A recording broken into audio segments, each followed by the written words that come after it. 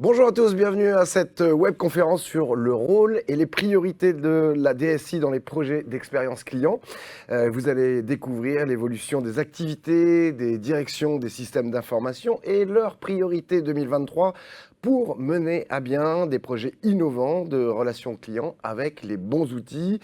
SVI nouvelle génération, application voix, IA et agents virtuels, chatbot, voicebot, agent assist, canaux digitaux bien sûr, chat, fac, mail et base de connaissances. Depuis la sécurité et l'analyse des données dans les parcours clients pour les centres de contact jusqu'au routage des interactions, nous nous intéresserons à savoir comment renforcer la synergie intra-service pour mener à bien des projets conjoints, DSI, métiers. Quelles sont les dernières technologies pour des usages conversationnels unifiés? Que faut-il prendre en compte pour réussir une mise en œuvre omnicanale et mieux maîtriser ses budgets d'investissement?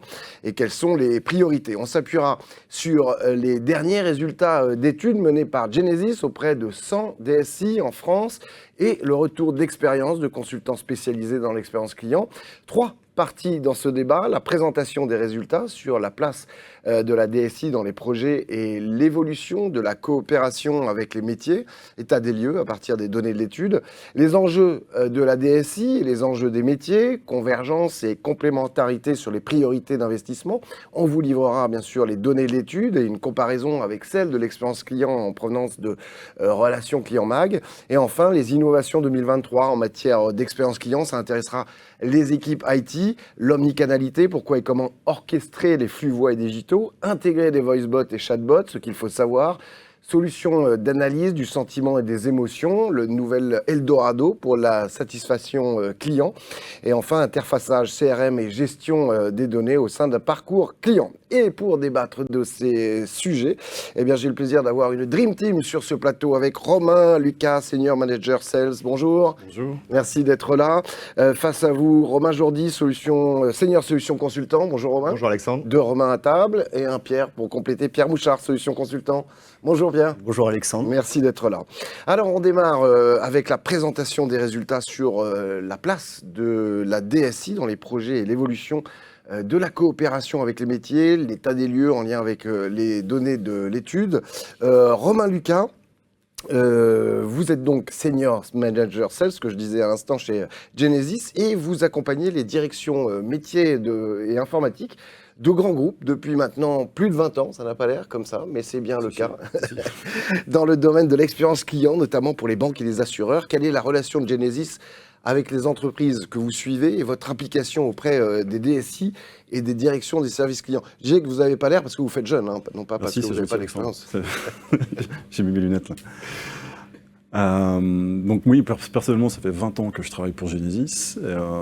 J'ai vu les évolutions des DSI depuis ces 20 dernières années. Genesis, ça a 30 ans, ça n'a pas 20 ans, je suis un des vieux. Mais Genesis est beaucoup plus vieux que moi, ce qui peut paraître beaucoup, mais en informatique, c'est énorme, 30 ans d'existence. Ouais. Quand j'ai commencé, on n'était pas très nombreux, on est maintenant plus de 6000. Et on offre des plateformes d'orchestration de flux à destination des grands groupes. Et je précise, orchestration de flux, on prend, on donne et on fait de la statistique dessus. C'est vraiment notre cœur de métier. On est dans le monde dans lequel on vit, la difficulté, c'est de savoir qui fait quoi. Ouais. Nous, notre cœur de métier, c'est on prend, on donne, on fait des statistiques. Voilà. D'accord. Qu'on appelle maintenant de l'engagement client, de l'orchestration client. D'abord sur des contact centers, il y a plus de 20 ans. Maintenant, au niveau de toute l'entreprise, parce que la relation client, ce n'est plus que les centres d'appel ou les centres de contact maintenant, c'est les agences, c'est le back-office, c'est le middle-office, c'est tous ces employés, ces collaborateurs qui sont en contact maintenant avec des demandes clients. D'accord. Voilà, c'est notre métier, on est plus de 6000 maintenant dans le monde, et on a 2 plateformes principales, donc Genesis Cloud, donc on parlera avec Pierre et Romain, pour l'orchestration de flux, et puis plus récemment, une plateforme d'ingestion d'événements clients afin de permettre de mapper les parcours clients et de voir où tel ou tel parcours pose problème, oui. Qu'on appelle un point list, qu'on a acquis à peu près 18 mois maintenant et qui marche très fort. Alors on va au-delà du contact center, c'est mapper tous les parcours clients, du web de l'application digitale, des enquêtes de satisfaction, du voice of the customer, des call centers, des appels, des emails, des chats, des bots, etc. Et donc vous avez tout ça graphiquement de dessiner. Et c'est ce qu'on vend depuis maintenant 18 mois. Je crois que vous mettez à l'honneur l'empathie dans chaque interaction, c'est ça? Alors c'est le mot à la mode chez nous, donc oui, on le met. Alors c'est un peu, ça peut paraître présomptueux, mais on essaye de fournir des technologies à nos clients pour faciliter et donc le parcours de leurs propres clients. D'accord, donc c'est effectivement c'est le mot à la mode chez nous. C'est dans l'air du temps. Alors, parlons de l'étude Genesis sur l'évolution du rôle de la DSI depuis quelques années, qui a été menée donc auprès de 100 répondants dans différents secteurs. Vous avez donc posé la question en fin d'année dernière à 100 DSI sur leurs implications dans les projets d'expérience client. Regardons ensemble leurs réponses et leur vision de cette collaboration avec les autres métiers de l'entreprise pour mener des projets d'expérience client.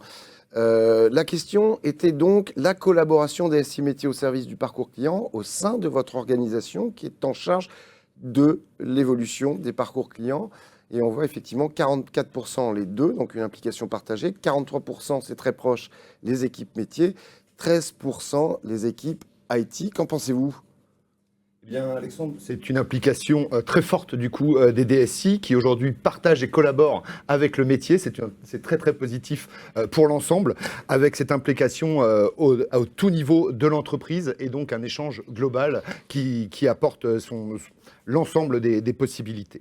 Ce rapprochement semble à la fois légitime et salutaire, puisqu'il permet à la fois la bonne conduite des projets, qui a légèrement évolué avec le temps. On le verra ensemble aussi avec des méthodologies diverses et variées. Il faut savoir que cette collaboration aujourd'hui est vraiment quelque chose d'attendu par les entreprises. Une étude d'ailleurs faite par Adobe montre que 72% des DSI européens ont la relation client en cœur de priorité pour cette année et qui donc nécessite cette mise en œuvre et cette collaboration globale. Je tiens juste à préciser que vous avez des micros, Romain. Et que Oui, voilà, je donc, peux parler un peu moins. D'accord, très bien. Alors c'est mon habitude, merci beaucoup. Donc la collaboration IT métier, forcément très intéressante et nécessaire à la réussite de ces produits. Alors justement, comment votre plateforme apporte cette capacité, si on peut dire ça comme ça? Alors cette capacité aujourd'hui, avec l'avènement du cloud, elle a été grandement simplifiée de par l'utilisation de services, donc de solutions SaaS, comme on dit, pour pouvoir consommer les services directement et donc permettre une collaboration plus simple entre les métiers et les DSI. La DSI était originellement associée à tout ce qui va être infrastructure et software. Elle avait bien souvent des projets d'update, de mise à jour continuellement à mettre en œuvre, ce qui limitait quelque part l'évolution des besoins. Avec l'avènement du cloud, on se concentre uniquement sur les services qu'on veut rendre, sur les besoins du métier quelque part. Cette collaboration intrinsèque permet cet ensemble. Et donc, c'est l'agilité, c'est la fluidité, c'est l'ajout de nouvelles capacités, c'est aussi toute la branche employée de Genesis, puisqu'elle gère à la fois la partie, bien sûr, média et arrivée des interactions, comme l'a expliqué Romain Lucas, mais également aussi toute la gestion employée, comment gérer le calendrier, comment se former au fur et à mesure, comment utiliser une FAQ, un agent assist, comme vous le présentera Pierre juste après. Alors, Romain Lucas, justement, comment renforcer la synergie intra-service pour mener à bien des projets conjoints, DSI, métier? Alors, ça se fait, déjà, ça dépend des sociétés. Certaines sociétés ont des IT très fortes, d'autres ont des métiers très forts. C'est les deux, en fait. Les deux doivent communiquer, les deux communiquent, par définition. Les besoins sont... Avec l'avènement, je répète le mot avènement, mais avènement des IA, donc des chatbots, des voicebots et du cloud, c'est très facile pour un métier de souscrire à des services qui ne sont pas reliés à l'IT, mais au bout d'un moment, ça fait un gros plat de spaghettis et l'IT est au milieu. Et quand ça pêche, c'est toujours l'IT. C'est le syndrome du gardien de but, c'est toujours de sa faute, quoi, en gros. Ouais. Et donc, ce qu'on voit depuis 2-3 ans, c'est que l'IT reprend en fait la main sur ces solutions qui étaient d'abord prises par les propres métiers pour réintégrer ces flux de manière à les homogénéiser. Ouais. Hein, d'accord, parce que le plat de spaghetti, ça marche plus, quoi. Alors de plus en plus, les IT sont proactifs dessus. Et les directions générales, qu'est-ce qu'elles privilégient? Le ROI et le PNB, enfin le PNB dans le sens bancaire de le revenu, voilà, c'est ça ce que je cherchais, le revenu, c'est-à-dire combien ça me coûte et qu'est-ce que je peux en retirer, notamment au niveau NPS. On s'aperçoit, enfin, les directions générales sont très sensibles. On vit dans un monde très rapide qui évolue sans cesse. Il y a très peu de produits, de nouveaux produits sortent. Par contre, il y a beaucoup de canaux qui sortent de plus en plus, l'AM, WhatsApp, etc. Et ils ont bien compris que plus un client est satisfait du service de l'entreprise, plus il reste et plus il communique positivement sur la marque. Donc c'est au cœur, ce NPS, cette relation client est au cœur des décisions des directions générales. Voilà. On le voit effectivement sur le slide qui s'affiche, effectivement les priorités pour les dirigeants. Romain Jourdi, pour compléter justement les propos de l'autre Romain, Lucas. Comme le disait Romain, c'est vrai qu'aujourd'hui la DSI est invitée à tous ces comités de direction globalement pour pouvoir apporter sa touche sur l'ensemble et lisser quelque part le budget, apporter sa pierre et confirmer ce revenu qui sera associé. Si on regarde d'un peu plus près cette collaboration, il y a aussi un paradoxe. Quand on demande au DSI aujourd'hui quel est le frein majeur à la mise en place de ce changement, de la migration ou du changement du centre de contact, eh bien on voit que paradoxalement, c'est le changement qui va venir en top priorité, qui va venir en numéro 2, donc une certaine réticence à ce changement. Uniquement 48%, puisque pour moi, il y a aussi une méthodologie qui a été apportée aujourd'hui en entreprise, qui est assez forte, c'est la méthodologie dite agile. Alors, agile, c'est pas un prénom, mais c'est également... en deux mots. Voilà, c'est ça. Il faut savoir quelque part aussi la maîtriser. La méthodologie agile, on peut rentrer vite dans ce qu'on appelle un framework, c'est-à-dire une méthodologie très définie. Et aujourd'hui, les entreprises, pour moi, ne l'ont pas forcément adopté complètement, mais utilisent les bons leviers. Donc, si on fait un parallèle et un résumé de cette agilité, la première chose, l'agilité, qu'est-ce que c'est? C'est la possibilité de se tromper. C'est la possibilité de changer. On peut changer un socle technologique, mais on peut changer la couleur d'un bouton, on peut changer ou déprioriser un besoin du métier au regard d'une autre demande. On parlait tout à l'heure des réseaux sociaux, celui-ci est à la mode, il faut peut-être privilégier celui-ci plutôt qu'un autre. Le deuxième point sur l'agilité, ça va être tout ce qui va être itération. C'est l'idée vraiment de l'agilité, c'est de faire des sprints, du coup de définir commencer petit et faire évoluer constamment. J'ai d'ailleurs eu un exemple très récemment avec un client. On parlait de serveur vocal, tapez 1, tapez 2. Ils sont passés au voice bot. Et la DSI, ou du moins la technique, m'a dit « Avant, on était tranquille, on livrait une fois et on était tranquille pour 2 ans. Maintenant, toutes les semaines, voire tous les jours, on est obligé de faire évoluer ce voice bot. » Bah oui, pourquoi? Parce que les demandes des clients ne sont pas celles qu'on attend, quelque part, techniquement. Le métier aussi découvre, et donc il faut faire évoluer. Peut-être aussi faire évoluer du self-service qui est associé à ce bot, faire évoluer tout un ensemble. Le dernier point, c'est aussi l'organisation, et quelque part ces nouveaux rôles qu'on voit émerger dans les entreprises, qui sont le rôle de product owner. Alors, qu'est-ce que c'est un product owner? Moi, je préfère rappeler un petit peu, pas la définition agile, mais la définition que j'en entends en entreprise, qui est à la fois d'écouter le métier, toutes les parties prenantes, prendre en compte leurs demandes, mais aussi tout ce qui va être sauvegarde, chérir la partie technologique. C'est vrai qu'un product owner, s'il ne fait qu'écouter le métier et vient taper sur la tête de la technique, ça ne fonctionnera pas. Ouais. Il faut chérir cette partie production pour pouvoir répondre et faire ses sprints, ses évolutions continuellement, petit, puis pour partir plus grand. Vous disiez à l'instant que chacun devait apporter sa pierre. Pierre va apporter sa pierre, c'est dans quelques instants, Pierre Mouchard, puisqu'on est sur le deuxième chapitre, sur les retours de l'enquête que vous avez menée. On va aborder le thème des dernières technologies pour faciliter la joignabilité des entreprises et la personnalisation des réponses auprès des clients. Pierre Mouchard, vous travaillez donc également au sein des équipes de solutions consultants Genesis. Quelles sont justement les dernières technologies pour des usages conversationnels unifiés que doivent utiliser les DSI et les directions des services clients pour créer un socle pérenne de relations clients? Alors avant de vous parler des technologies, Alexandre, permettez-moi de vous donner quelques chiffres, Oui, éléments de avec plaisir. contexte pour justifier nos axes d'investissement. Ouais. Alors ce qu'on peut voir au graphique qui apparaît sur le slide à l'écran, c'est qu'aujourd'hui, la voix, en concurrence avec l'email, reste le canal prioritaire et majoritaire utilisé par les consommateurs. D'accord. Donc c'est ce que certifie l'étude. 62% des consommateurs ont déclaré avoir utilisé la voix comme leur canal principal de contact. Parce que ça rassure, j'imagine. Parce que ça rassure, on parlait de l'empathie, c'est à la mode, c'est notamment les deux raisons qui font aujourd'hui qu'on utilise la voix. Le premier, c'est que c'est un canal qui rassure, qui est empathique. Et le deuxième, c'est un canal qui nous permet d'apporter des réponses exhaustives et précises quand un client nous pose des questions. D'accord. Vous avez raison. Et alors justement, est-ce qu'on pourrait avoir plus précisément le point de vue DSI et des DRC? Alors oui, tout à fait. Donc la bonne chose, c'est que tout le monde est en phase. Les consommateurs disent que la voix reste majoritaire. Oui. Les DSI et les DRC le disent également. On peut l'observer, 64% des DSI dans l'étude que l'on a menée déclarent que leurs clients contactent majoritairement via le canal voix. Et si l'on regarde ce qui se passe eh bien, côté DRC, on observe à peu près la même chose. Voilà, de nombreux projets finalement en cours pour améliorer l'expérience autour de la voix dans les centres de contact. 37% disent avoir un projet prioritaire autour de la récupération du contexte client pour affiner le routage. Ok. On verra dans quelle mesure aussi, chez Genesis, on a des solutions pour répondre à tout cela.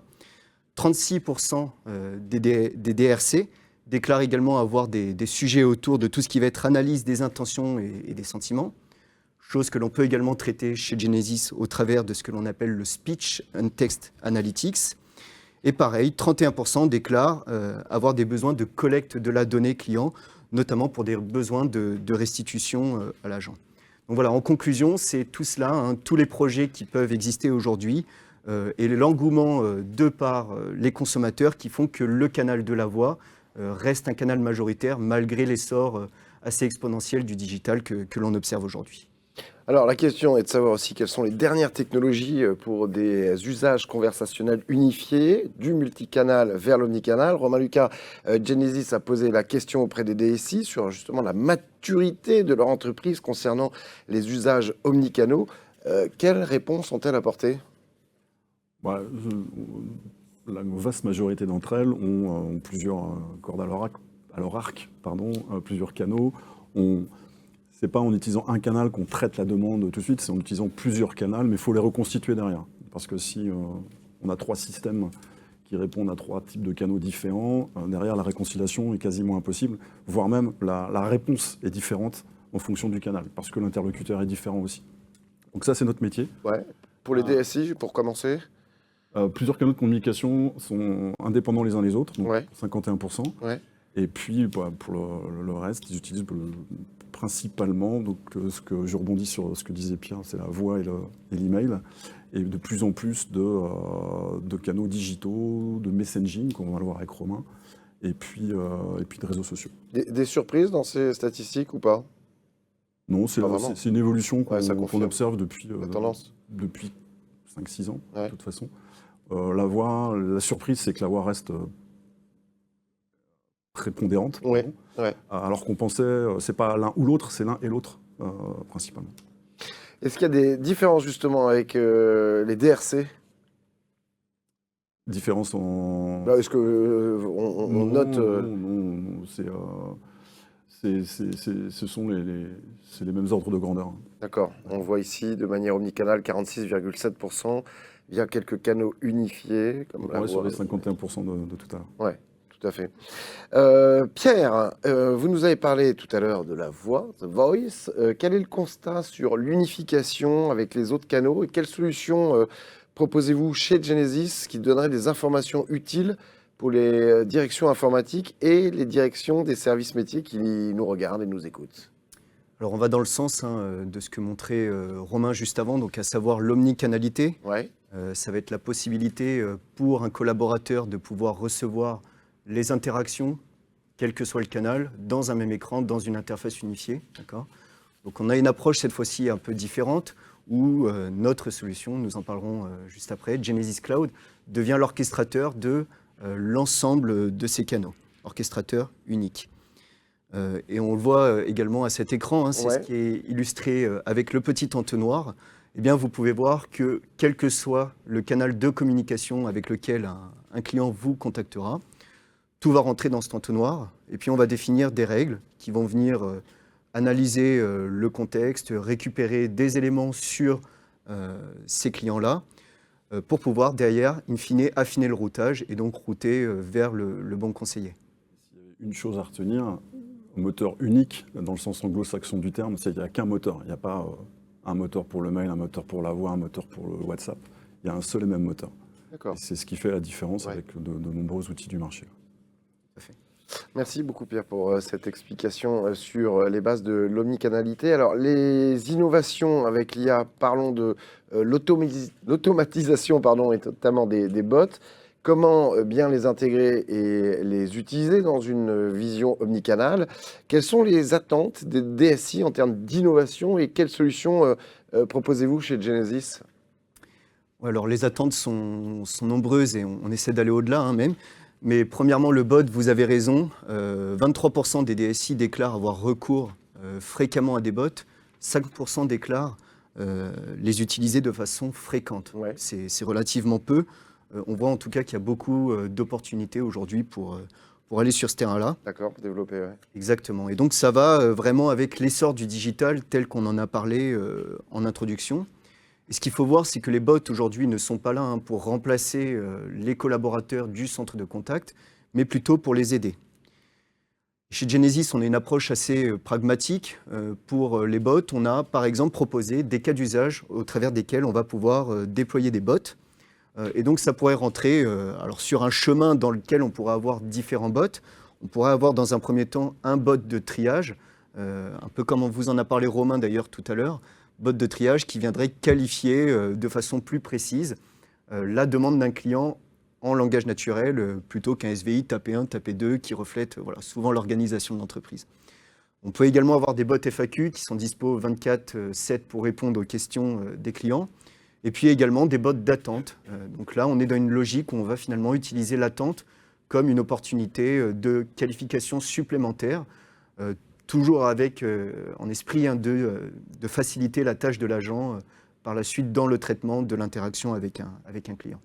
J'ai juste noté une statistique dans le slide précédent, 32% ont entamé une réflexion sur l'analyse des sentiments clients. C'est intéressant ça aussi. Alors oui, c'est un enjeu majeur aussi en effet aujourd'hui. Hein. L'idée étant de savoir eh bien, ce que pensent nos clients par rapport à notre centre de contact. On a chez Genesis des solutions aussi qui vont nous permettre en effet d'avoir des données sur l'analyse des sentiments, sur l'analyse des sujets, savoir quels sont les sujets les plus fréquemment évoqués dans le centre de contact. Et donc l'idée étant d'avoir à vue d'œil des indicateurs sur eh bien, quels sont voilà, les sujets les plus fréquemment évoqués.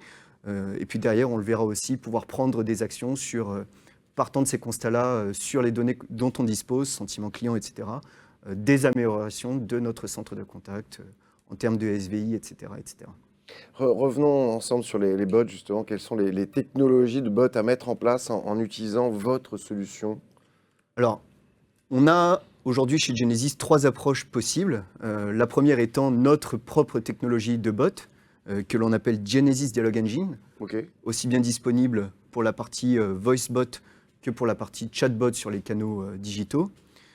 Maintenant, notre volonté aussi, Genesis, c'est d'être ouvert à un écosystème de partenaires. On le sait, on n'est pas les seuls. Et on peut, au travers de notre marketplace que l'on appelle LabFoundry, eh bien, acheter un bot d'un partenaire de notre écosystème pour pouvoir le déployer. Vous avez quelques exemples, Google Dialogflow, Amazon Lex, Nuance Mix par exemple. Ouais. Et enfin, dernière possibilité, toujours pour laisser plus de choix à nos clients, eh bien, la possibilité de brancher leur propre bot, homemade si je puis dire, directement à notre plateforme Genesis Cloud. D'accord, donc beaucoup de souplesse, si Exactement. je peux m'exprimer ainsi. Est-ce que justement, pour illustrer un peu tout ça, vous avez un exemple de client qui a implanté une typologie de bot que vous nous présentez? Alors tout à fait, je peux vous partager l'exemple d'Helpline, qui eux ont utilisé un bot plutôt pour événements exceptionnels. Et en fait, le constat était le suivant. Helpline s'est aperçu que lors d'incidents majeurs, il n'avait pas suffisamment de collaborateurs leur permettant de pouvoir répondre à la demande entrante. Beaucoup d'appels, trop d'appels en attente, trop d'appels perdus. Et donc, la stratégie choisie a été de, lors d'événements imprévus, déclencher de façon instantanée un bot qui va pouvoir, lui, absorber cette charge, donc en recevant l'appel de nos clients, lui demander si oui ou non il appelle bien pour cet incident et lui signaler que si oui, eh bien, nous prenons en compte sa demande et nous l'alerterons en temps réel de la résolution de l'incident. Donc voilà, la finalité, on le voit bien, hein, ce n'est pas, encore une fois, de remplacer les collaborateurs du centre de contact, mais c'est bel et bien de les aider et de les soulager, et dans des cas comme ça, notamment, absorber une charge et réduire la pression sur les collaborateurs. Ce qui nous rassure, l'humain reste au centre. Alors, on a beaucoup parlé de bots, mais vous avez certainement d'autres axes d'innovation chez Genesis, non? Alors tout à fait. Bon, je ne voudrais pas faire un monologue sur l'innovation, mais on apporte aujourd'hui plusieurs briques d'IA tout au long du parcours client. Et si on se focalise sur un parcours plutôt digital, vous le voyez ici à l'écran, on va dans un premier temps apporter donc de l'IA et de l'innovation pour un client qui rechercherait des informations sur un site web. Donc en lui mettant à disposition ce qu'on appelle une FAQ intelligente, qui va lui permettre d'aller trouver des éléments pertinents, ce qu'on appelle des articles de connaissances, au regard du contexte, en fonction des 10 demandes dernières et les plus fréquentes, avec tout en gardant l'objectif de s'améliorer en continu, et donc en laissant la possibilité à un gestionnaire ou un administrateur de prendre le pouls des demandes pour pouvoir ensuite intégrer et enrichir ces bases de connaissances. Deuxième point, un internaute qui naviguerait sur un site web, on pourrait analyser son comportement. Oui. L'idée étant d'aussi prédire ses résultats et pouvoir engager au moment le plus opportun. Donc on va avoir tout un mécanisme qui, grâce à l'IA, va nous permettre d'apprendre sur un ensemble de parcours pour personnaliser les engagements. On peut également engager avec un bot, on en a pas mal parlé. Une fois que le bot aura engagé une conversation, on va pouvoir, lorsque l'escalade est requise, on se réserve encore une fois toujours cette possibilité de passer à un bot vers un agent, et bien mettre en place ce qu'on appelle un routage prédictif, qui va au-delà des compétences et qui en fait va être un routage plutôt intelligent, c'est-à-dire au regard du contexte que j'aurai récolté et de l'objectif que je vais chercher à atteindre, par exemple maximiser mes ventes, quelle est la meilleure personne que je vais pouvoir trouver, le meilleur commercial pour répondre à ce client. Et dernier point, c'est lorsque notre client est mis en relation avec un commercial ou un collaborateur, aider le collaborateur en temps réel. Ça, c'est quelque chose d'essentiel aujourd'hui. Ça vient notamment pallier à la formation, au cursus de formation assez long qu'on peut avoir dans un centre de contact. Et donc, on va avoir ce que l'on appelle l'Agent Assist, qui va nous permettre, sur une base d'analyse en temps réel de la conversation, de pousser des éléments de connaissance à l'agent pour qu'il puisse répondre aux clients. Et donc, ça va nous éviter évidemment tout ce qui va être la mise en attente, les transferts vers d'autres personnes qui pourraient mieux répondre aux demandes, par exemple. Je voudrais revenir, on l'a évoqué tout à l'heure, mais par rapport à l'étude menée auprès des DSI sur l'analyse des sentiments, axe majeur d'investissement, est-ce qu'on peut le détailler peut-être ? Alors oui, tout à fait. Et ce sera le dernier point de mon monologue, Alexandre. C'est votre quart d'heure de célébrité, Pierre. L'analyse des sentiments. Donc on l'a vu, 32% des DSI déclarent avoir des réflexions en cours sur l'analyse des sentiments. Les DRC nous disent la même chose, 35% d'entre eux ont déjà des projets à ces sujets-là. Donc aujourd'hui, oui, chez Genesis, on propose une solution qui s'appelle le Speech and Text Analytics, j'en parlais tout à l'heure, qui va nous permettre, à vue d'œil, d'aller voir quels sont les sujets évoqués dans les centres de contact. Donc on va vraiment s'appuyer cette fois-ci sur la détection de mots ou de phrases directement dans les transcripts. On peut s'appuyer sur cette même technologie pour faire de l'analyse des sentiments. C'est sur les mots, et est-ce que c'est également sur la fréquence vocale ? Non, c'est sur le mot. C'est aussi sur la stéréo, en fait. Assez étonnamment, c'est que si deux personnes sont en train de parler en même temps, si on parlait en même temps, Alexandre, c'est qu'il y aurait un problème. C'est que peut-être on ne s'écouterait pas. Et donc ça va être l'élément numéro 1 pour faire une analyse sentimentale. Ça va être cette analyse de l'audio, en effet. Ouais, très intéressant. Pardon, Pierre. Merci. Merci pour ta précision d'expert, Romain. Et donc aujourd'hui, en effet, on peut aller même au-delà de l'analyse de sentiments, qui nous permet d'avoir des tendances sur la satisfaction client et la performance collaborateur. On va pouvoir avoir ce qu'on appelle de l'assistance à l'évaluation, qui, grâce à l'IA, va nous permettre d'assister les superviseurs dans leur tâche d'évaluation des collaborateurs, donc pour remplir les grilles de façon plus rapide. Également le mineur de sujets, pour découvrir de nouveaux sujets, en minant l'ensemble de nos interactions. Et évidemment, du reporting et des statistiques à haut niveau pour avoir des insights sur notre performance, la performance collaborateur, la satisfaction client, et ce toujours afin de prendre des décisions vraiment centrées sur la donnée et plus précises qu'avant. Romain Lucas, parlons ROI et usage case. Que faut-il prendre en compte pour réussir une mise en œuvre omnicanal et mieux maîtriser ses budgets d'investissement ? C'est un vaste sujet, Alexandre. Ça me dirait le général. C'est exactement. Déjà, il faut savoir ce qu'on veut faire. Oui. Si on n'a pas de vision, on n'arrive à rien. D'autre part, on a parlé d'une multitude de sujets, là, et on ne fait pas tout en même temps. Ça, c'est pas possible. Il faut phaser. Prioriser. Il faut prioriser Ouais. en fonction de sa culture, en fonction de ses compétences, si on a des compétences internalisées ou externalisées. Et puis après, le ROI, alors j'ai en tête des ROI quantitatifs, ça c'est assez facile à comprendre. J'ai l'exemple d'un petit bonhomme vert qui vend des crédits conso. Oui.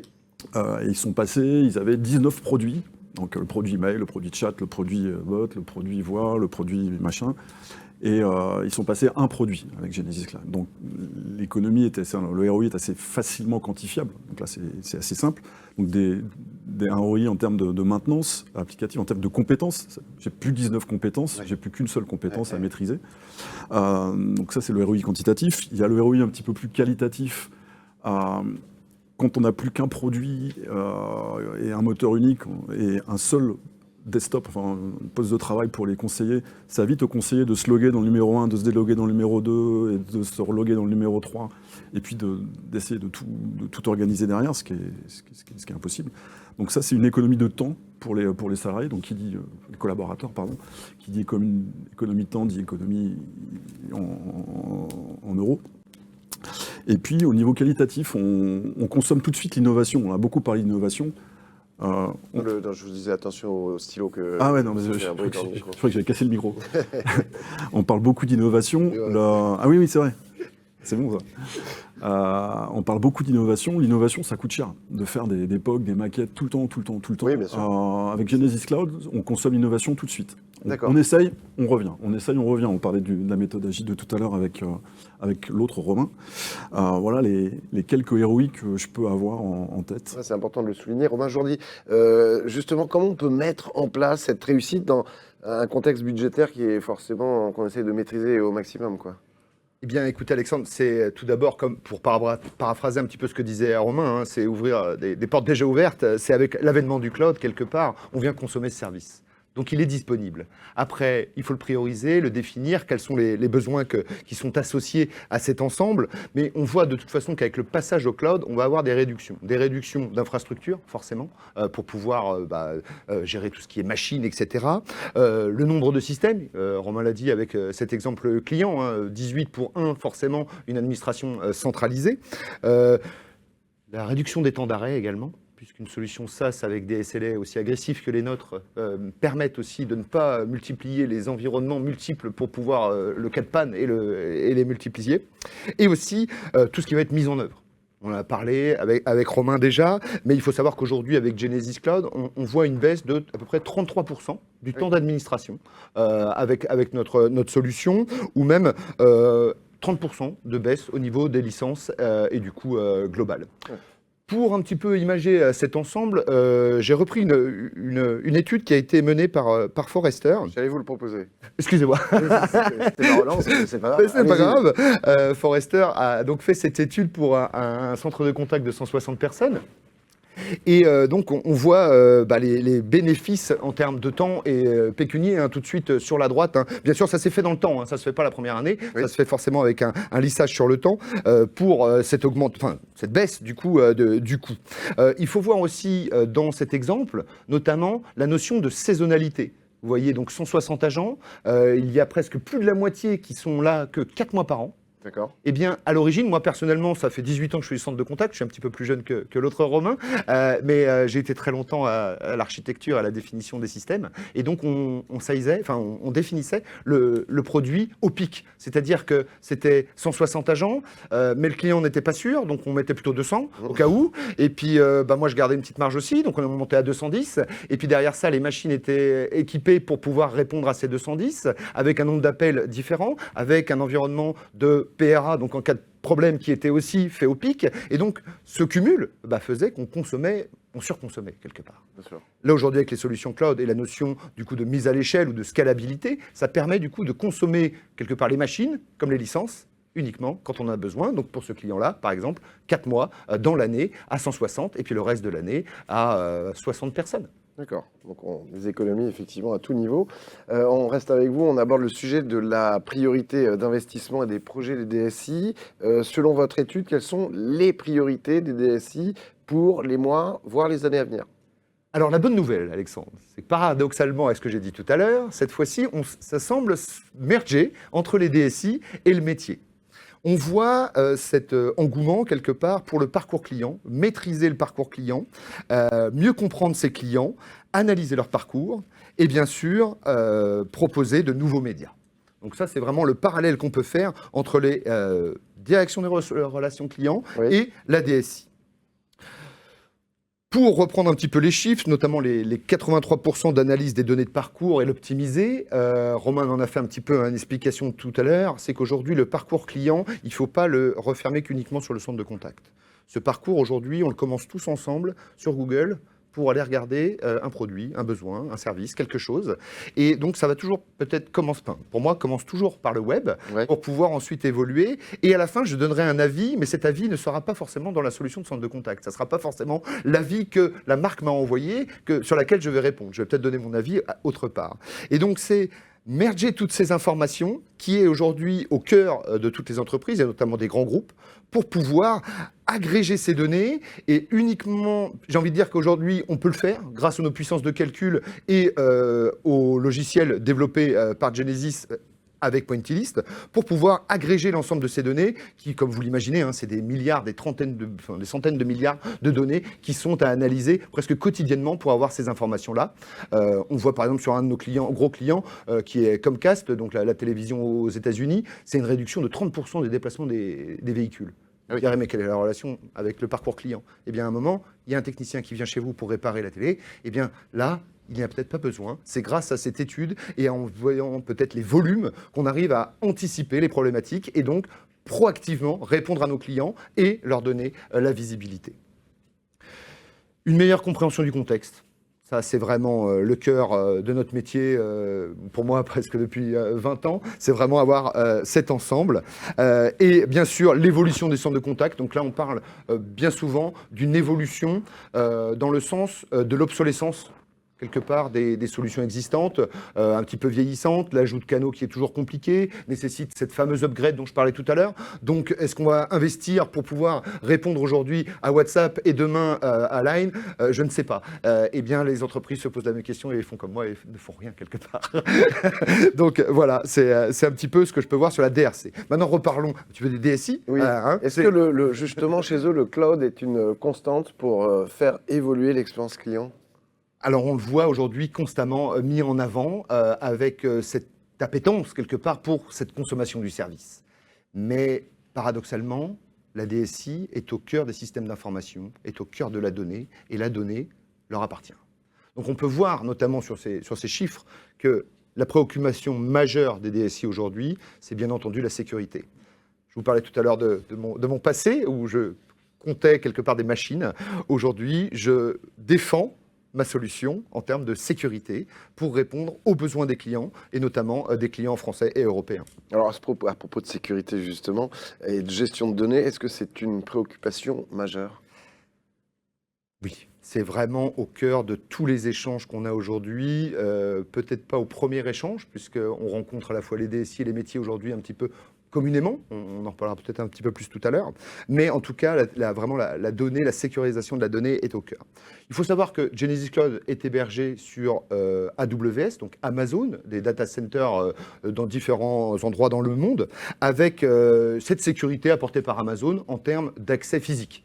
24 heures sur 24, 7 jours sur 7, des gens pour surveiller les portes, j'ai envie de dire, les accès, les accréditations, pour voir qui a le droit de rentrer dedans.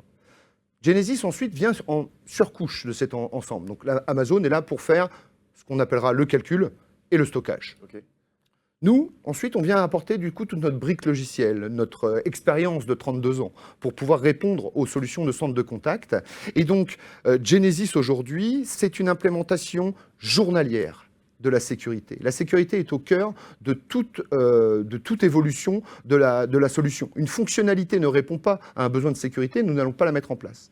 Genesis, c'est 600 images qui sont reconstruites journalièrement pour répondre aux derniers besoins de patch de sécurité, de besoins par rapport à cet ensemble.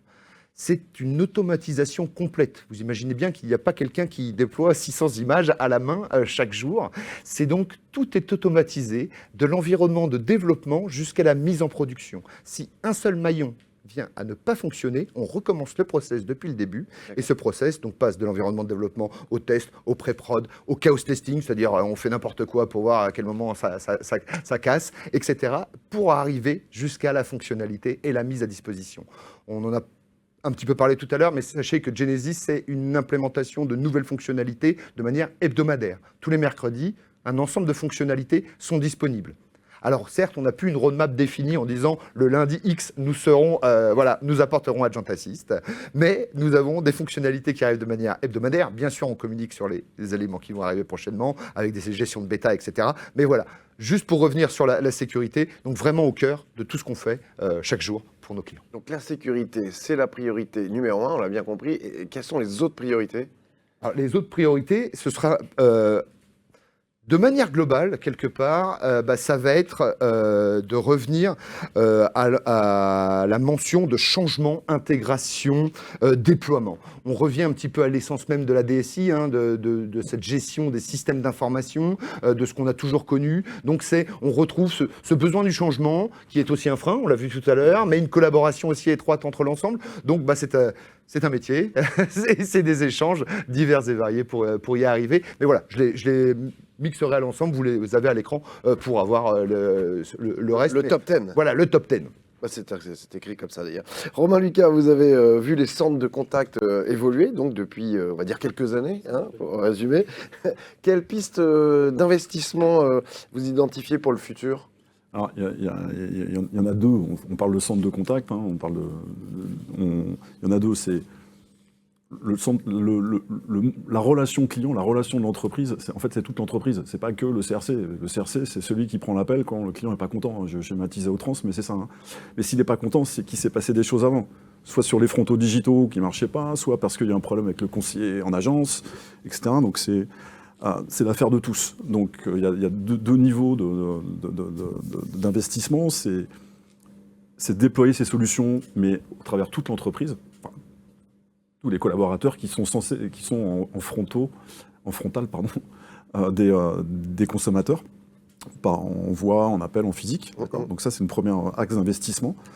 Et le deuxième, Romain l'a évoqué là il y a 5 minutes, c'est ce qu'on appelle pointy list. C'est étant donné que c'est l'affaire de tous, la relation client, le NPS, c'est l'affaire de tous. Où est-ce que ça pêche? Et donc il faut décrire ces parcours clients pour voir en temps réel où est la friction. Qu'est-ce qui ne marche pas sur tel ou tel parcours client? Alors des parcours clients, dans chaque entreprise, il y en a des centaines. D'accord ? Il faut les modéliser. Donc ça, c'est le travail des grands cabinets de conseil. Mais il faut un outil qui permette d'ingérer ces milliards d'événements qui viennent du web, de l'application vocale, des Google et de tout, pour modéliser ces parcours, mais graphiquement.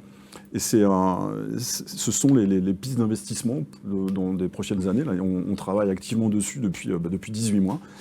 Et on n'est plus cantonné au CRC, on n'est plus cantonné à la direction de la relation client, on est cantonné à l'expérience client qui est beaucoup plus vaste. L'expérience client, c'est toute l'entreprise. Voilà la piste principale d'exploration et d'investissement. Si on devait retenir quelques points, ce seraient lesquels ? L'agrégation de données, c'est l'ingestion de données, alors je ne sais pas si c'est très français, mais ingérer, ingestion de données.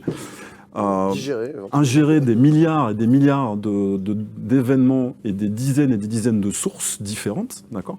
C'est un métier, donc c'est le métier de pointillist, et c'est donc devenu le métier de Genesis, spécialiste du contact center, mais qui s'élargit maintenant à toute l'entreprise.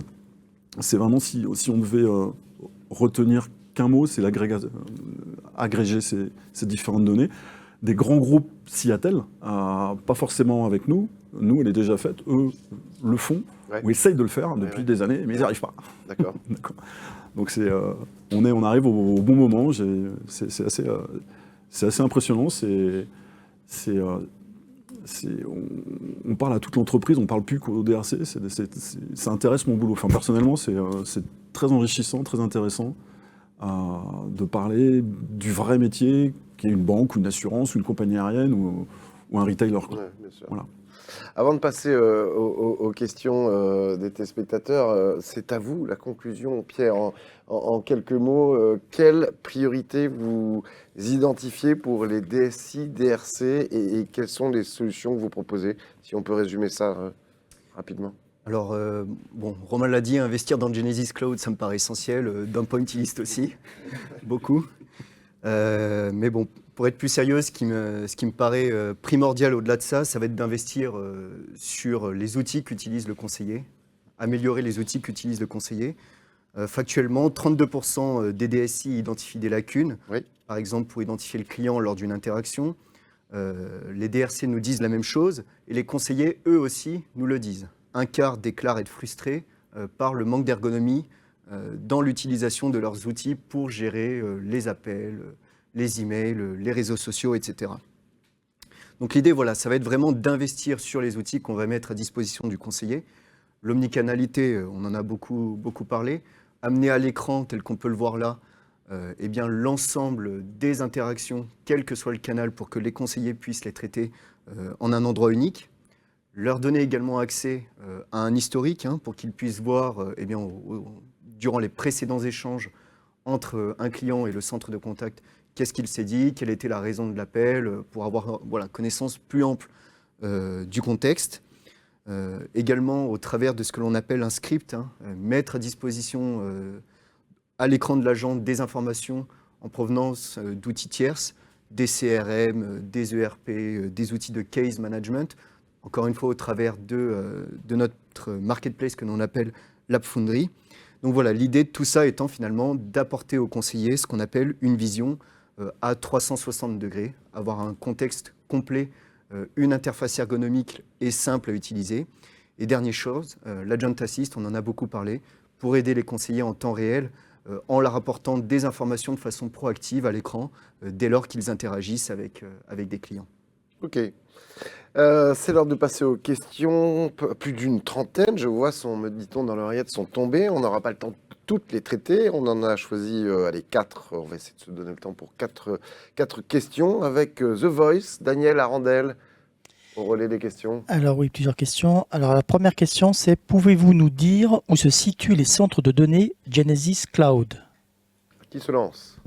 Je vais la prendre. Donc, les centres de données de Genesis Cloud donc, sont intimement liés à ceux d'Amazon, quelque part. Donc, il faut qu'ils soient forcément triples pour pouvoir fonctionner avec Genesis, pour avoir un actif.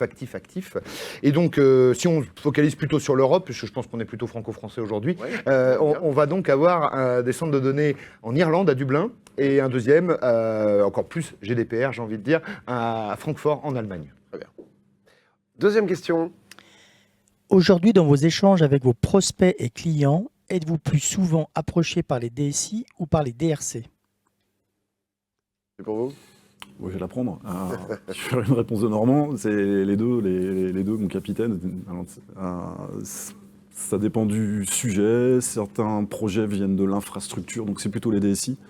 Ou d'innovation, c'est plutôt les DSI. D'autres projets sont plutôt des projets métiers, l'omnicanalité, l'ouverture d'un nouveau canal. C'est plutôt les métiers, ça dépend de la nature même du sujet, en fait. Voilà. Autre question. Comment fonctionne le contrôle des accès dans votre solution? Un peu technique, je pense que c'est pour vous. Pour qui? Oui, je vais la prendre. Allez. Je la prends. Donc, on va avoir deux mécanismes aujourd'hui qui vont nous permettre de régir les accès dans la solution. Le premier étant ce qu'on appelle les rôles et permissions, qui vont permettre finalement, comme leur nom l'indique, en fonction du rôle métier, d'avoir les autorisations nécessaires pour utiliser telle fonctionnalité dans la solution. Donc ça va être vraiment la première brique. Et la deuxième brique, c'est ce qu'on appelle les divisions, qui là est plutôt une sorte, on va dire, de container qui va nous permettre de cloisonner les données de façon à ce qu'une personne d'un service A, par exemple, ou d'un site A, n'ait pas visibilité sur les données d'un site B ou d'un service B.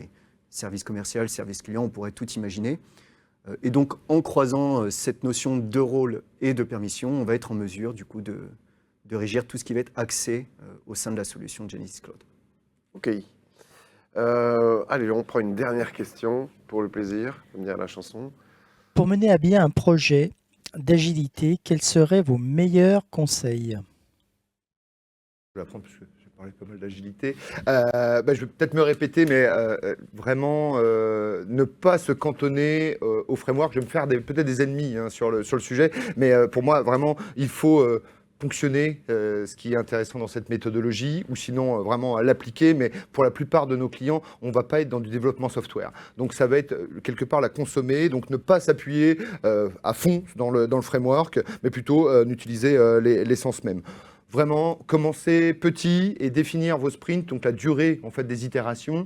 Il ne faut pas se dire, bon, on a défini 2 semaines et on restera à 2 semaines pour toujours. On démarre le projet, on est à 2 semaines, et au bout d'1 an, 2 ans, on peut peut-être voir peut-être les rallonger ou les raccourcir selon aussi les besoins de l'entreprise.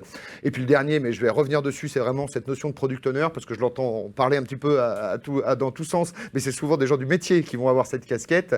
Donc, messieurs, dames du métier, n'oubliez pas qu'il y a des gens qui réalisent aussi et qui ont besoin de temps et qui ont besoin d'appréhender cet ensemble pour pouvoir réussir le projet et donc continuer de collaborer, comme on l'a vu là, à 44% pour cet ensemble.